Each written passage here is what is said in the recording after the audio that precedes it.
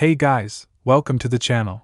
As you see in the thumbnail, what if Issei is cheated and betrayed by Rias for other males after he lost his powers? Before I start, please do support for more awesome content, and subscribe my channel and like this video. Go support and follow the Shark 1142 for writing that awesome fanfic, and also make sure to comment on this story. Link in the description. During the battle with the Beast of the Apocalypse Trihexa, Issei fought with all his might and courage and ensured the sealing of the beast. But after the battle ended, he suddenly felt weak and passed out. In his mind, he saw the heavenly red dragon Draig glowing. Draig, it seems that my time has come to an end, partner. I can no longer hold on. But promise me one thing before I go. Promise me that you will never give up. No matter the situation, you will always move forward. Because that's the Issei Hayate I know. So long, my friend. After saying these words, Draig's consciousness disappeared with the red glow. Issei knew what this meant. Losing his friend and partner, he fell into depression. In this time, the girls stopped talking to him. He just thought that the girls wanted to give him some personal space to grieve and mourn for his lost comrade. But what was actually happening was beyond anything he could imagine. A month had passed after the supposed death of Draig. Issei started to get better and decided to return to his normal life. He woke up in the morning but found no one at home. He slowly got ready. He then walked into a room that was beautiful in the sense. Red carpets, red bed sheet, furnished wooden furniture, all the necessary things were there. But the room lacked only one thing. And that was the presence of the love of his life, the heir to the Gremory family, Rias Gremory. Issei hadn't seen her in weeks.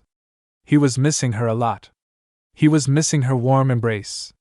Issei thought to himself, I haven't seen the girls in weeks. I miss them so much. After a few moments, Issei left his house and went to school. In a month of mourning his friend, his perverted nature died down.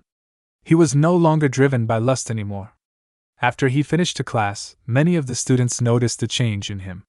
He didn't talk much, looked depressed, and kept to himself most of the time. The most shocking part is that when his perverted friends tried to take him peeping, he flat out refused them on the spot. After the classes ended, he went straight to the ORC clubroom.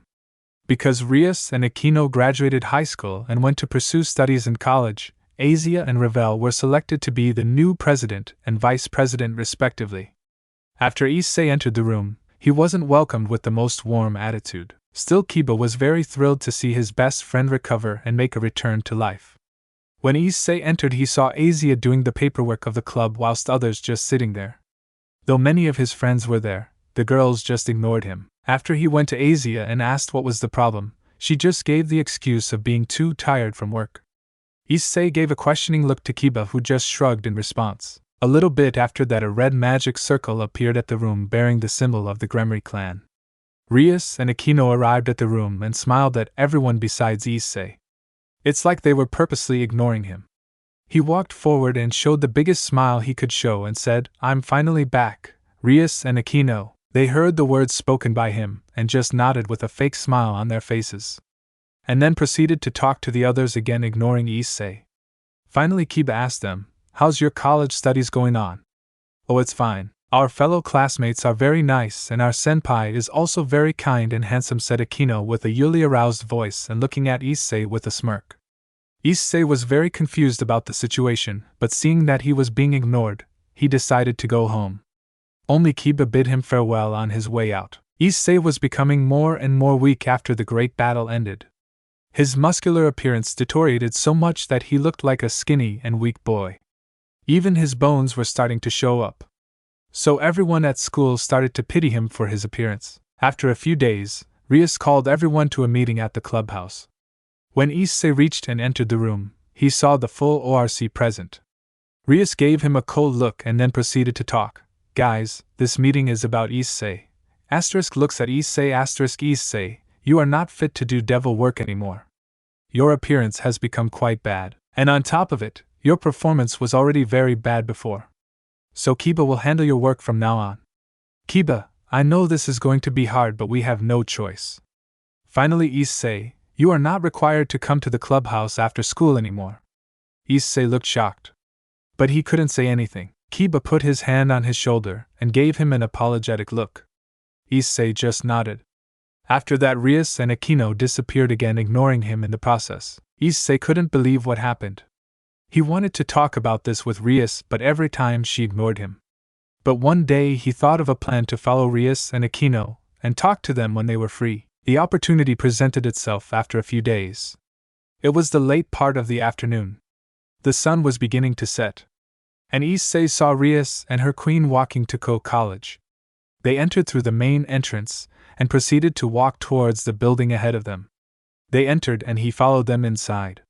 The building was beautiful. Floor was marble, there were many decorative accessories and also a beautiful chandelier hanging from the roof. But Rias and Aquino climbed up the stairs and went to the second floor. There was a room there with a wooden door which stated Student Council in golden words. It wasn't too fancy, but it was beautifully written. Both of the girls went into the room and Issei sneaked behind them, coming just outside the door. Issei POV. I quietly followed them, and as they entered the room, I stood outside. I somehow managed to keep the door from closing, and through that little gap that was left open, I decided to eavesdrop on their conversation. But what I saw there made me regret my choices. I saw a handsome boy in there. Not as strong as me even in my current weak state. His power was at most low mid-class devil. But when I saw him, I suddenly felt a sense of danger in my soul. Something about him was making me feel threatened. He said, "Oh, I can't take it anymore. So much workload. I feel too tired. So how about we rest for now," said Aquino with her seductive voice. "Yes, I agree." Aslo, said Rias with a smile. The guy stood up from his chair and went sit on the sofa in front of his desk. But after that, something happened that changed me to my core. I felt my soul leave my body when I saw Rias and Aquino sit on his both sides and hold his hand close to theirs. Aquino made the first move and ate him hard on the as their tongues fought for dominance. Seeing this, Rias stopped them and said, "Aquino, he is mine. Stop trying snatch him." "But he never said that, he only belongs to you," said Aquino with a smirk. Seeing the situation getting heated, the boy said, "Don't fight, ladies. I can be both of yours." This made the girls blush, and then Rias said him. Aquino didn't interfere because she didn't want to make the redhead mad. Because if she got mad, things would get messy. Then Rias looked at Aquino and said with a smirk, "He is so perfect, isn't he? Unlike that good-for-nothing perverted idiot, Seiji here is very talented and a true gentleman." "Of course, Rias, Issei is just a pervert who could never understand us. We did good by leaving him," said Aquino, still holding on to that bastard's arm. Third person POV. Issei just stood there as he heard everything that the girls thought about him. His heart was being broken to pieces with every word. He couldn't believe that something this bad could happen to him. The women he loved so deeply could betray him like this. But he couldn't take it anymore. Even a saint has a limit to his patience, so Issei just muttered, "What did I do to deserve this? I can't take any more of this." But just as he thought this, another thought popped up in his mind. So what if they hate me? I'm sure that the others don't think the same way. They care about me. Issei though and felt a little bit calm from the tremendous shock he just received. He weakly started to come down the stairs only to fall after a few steps.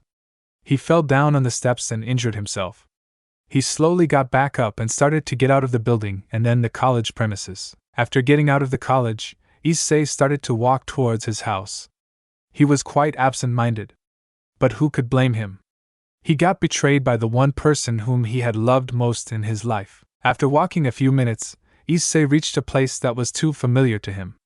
This was the place where it all began. The park and the fountain where he was killed by that fallen angel. He was thinking about that time when he heard familiar voices approaching. He quickly hid under a bush. After a few seconds, the rest of his girlfriends came to the spot. Issei, Zenobia, Irina, Kaneko and Ravel were all there. Irina asked Issei, "Hey Issei, how was your date with Rika?" "It was blissful," said Issei with a blush, and then asked, "What about you guys? How did yours go?" "It was pretty good." Pretty much everyone replied.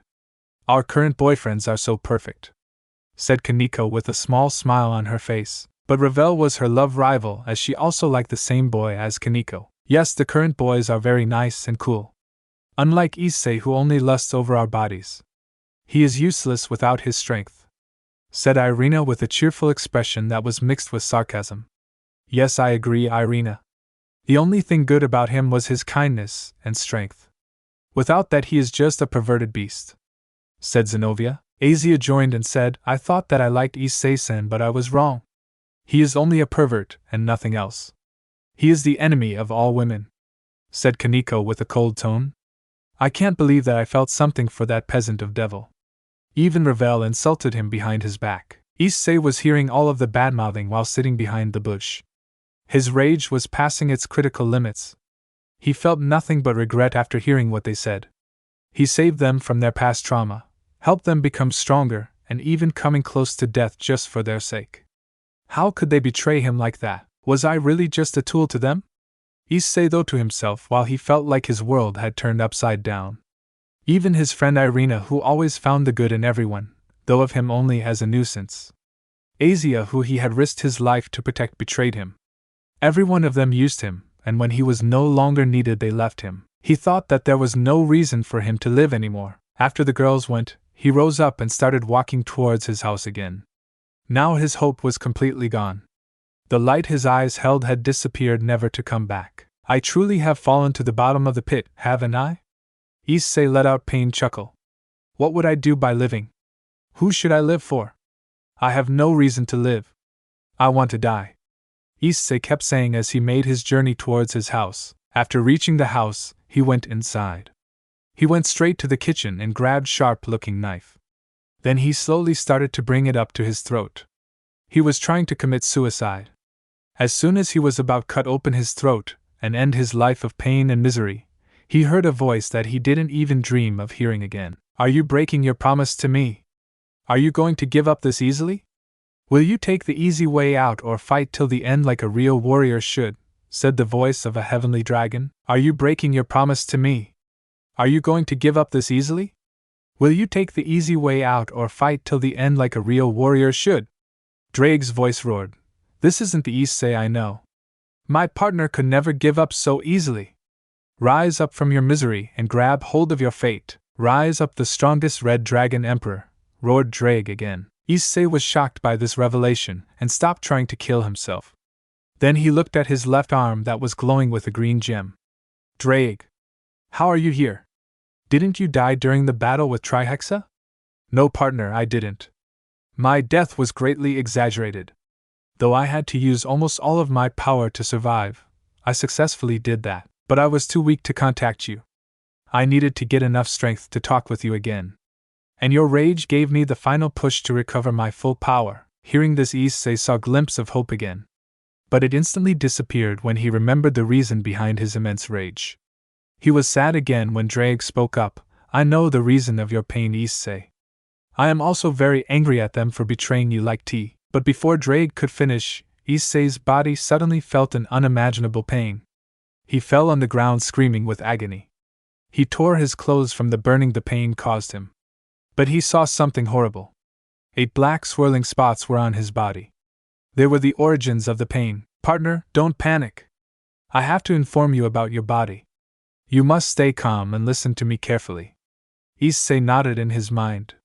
Your evil pieces are acting violently. They are malfunctioning. It seems that they absorbed your negative emotions and are reacting to it. Because of your self-harming imaginations, they are rejecting your body. This has increased because of my reawakening in your body. You need to remove them as quickly as possible. Otherwise you will die as soon as a month, said Draig. So why aren't you doing it? Do it quickly. I don't want to be her puppet anymore. Stop panicking, boy. It is not as simple as it sounds. The pieces are linked to your soul. If I remove them, your soul and body will need to be transformed. Luckily, I can turn you into a dragon. But the difficult part starts here. It would take a tremendous amount of energy for the transformation. We don't have that energy for now. We will need to train for weeks to gain the power needed. So here is my question, Issei Hayato, are you ready to become a dragon? Know this: you can die during this process. I have nothing to lose anymore. I feel disgusted beyond imagination. I, Issei Hayato, accept your terms and give my consent to my draconic transformation. Very well then. Let us survive this together. As true partners. Yes, let's do this, buddy. After the shocking revelation, Issei was able to be a little happy for the first time. But he had to start training as soon as possible. The next morning his training started. His house had a basement that consisted of 2 floors. First one was for team sparring and last one was for individual training. Issei could let all out when training alone, so he did just that. After 3 weeks of hellish training, Issei started to feel a huge power increase in his body. He was now more powerful than he had ever been. It was all for the sake of one thing. We don't have any more time to train anymore. Only 1 week is left before the deadline. We need to perform the transformation ritual now. I am not sure if it's going to be successful. But I hope that we can pull this off, said Draig with a concerned voice. Well, I'll die either way. So even if this is a suicide mission, I'm willing to do it. Ha! Well said, partner. You are more courageous than anyone I have ever seen. Let us survive this, Draig said with a proud voice. But first you need to find a cave for the ritual. We don't want your house getting bloody now, do we? Okay, I'll find a cave. After a few hours. Well, Draig, I found a suitable cave. Now, should we start? Yes, partner. Let's start the ritual. First, I will cut the pieces off from your soul, and it will hurt a lot. This part will take a lot of energy. After that, you'll start to turn full dragon. I guess the process will take a few hours. The success rate is 9%, but I'm hoping for the best. Are you ready? Said Draig with concern still present in his voice. Yeah, Issei replied. Purge, roared the red dragon of domination. The black spot started to glow bright red and Issei was screaming his lungs out from the excruciating pain. One by one, 7 evil pawn pieces were shot out of his body. There remained only 1 piece that was near his heart. It was the hardest to remove. Partner, now for the final one. Do it, Draig, Issei said weakly. He was exhausted from the removal of the 7 pieces. When the final piece was getting shot out of his body, Issei felt more pain that all the 7 pieces combined couldn't give him. But after the piece was removed, Issei started to lose consciousness. Am I going to die? Partner? Partner! Don't die! Live for my sake! Draig's faint voice was heard by him as he was drifting away in the darkness. Issei Hayadu, the Red Dragon Emperor. Do you wish to live? Do you wish for power? Do you wish to win? Said a voice filled with power and authority. Who are you? I am Bahamut, the dragon god of annihilation. Answer me, do you wish for victory over your enemies? Yes, I do. Then I shall give you the power you so desire. But what's the deal? I know there's always a catch in these types of things. So what do you want from me? Ha! You're quite sharp. But there is nothing you can offer me, child. I have been observing you. And I can say that you are worthy of my power. Use my strength to show them what we dragons truly are capable of. Do you agree? If that's the case, I accept. Good choice. Now go back to the living and awaken me, young one. Partner! Are you alive? How am I still here? Relax, Draig. I'm okay now, Issei said while waking up. But how? The energy wasn't sufficient enough. How did you survive the removal of the last piece? Because I helped him. Lord Bahamut? You helped my partner? But why? Because I saw his courage and prowess. I was impressed, and I decided that he was worthy of my power. Thank you, my lord, for saving my friend. No need to thank me, Welsh dragon. Let us train him so that he could make dragons great again. As you wish, partner. Congratulations on surviving. You are now a full-blooded dragon. Your magic reserves has increased and so has your physique. But the only weakness you have is dragons slaying weapons. So that's finally done? I'm free. I'll have my revenge on them. I will give them the pain they deserve. I will make them suffer as I have, roared Issei the newly born dragon. After getting out of the cave, Issei released his dragon wings, showing him in his full glory. They were black with an accent of red. His hair color also changed from brown to blackish brown with a dark red glow. His eyes now became reddish brown. He was looking like a hero who survived an encounter with death. Well, I should go back now. I need to train for some time to master my new powers, Issei said before he flew back to his house. He landed in front of his house and with blank expression he said, I wish I didn't know her. I wish I didn't have to be her slave. I just wanted to live and be loved. But they didn't give me either. I will be victorious. I will annihilate anything that stands in my way. Saying that, he went inside. Issei, after going inside, first went to take a shower. After that, he changed his clothes and put a red box on top of the bedside table. This box contained the objects that almost killed him. I'm free from this curse that binded me for so long, though Issei. Now let's go train, partner. We should try to master the power you got from Lord Bahamut. Yes, hatchling. Master my power, and not even the dragon gods will be able to defeat you. But it will take some time for you to master it. You didn't think it would be that easy, did you? Why does everything have to have a catch? Okay, let's go and start training. Issei sighed. After that, Issei went to the individual training grounds. There was a control panel there that could adjust the difficulty level of your spar with your opponent. From low-class devil to Satan-class devil will be available as opponents. This was a very good technology for training individual strength. Issei went over to the control panel and set the opponent level to high-tier high-class devil and set the number 2. As soon as Issei pressed the start button, high-tier high-class devils were summoned. Issei would spar with them with his normal boosted gear. Humph.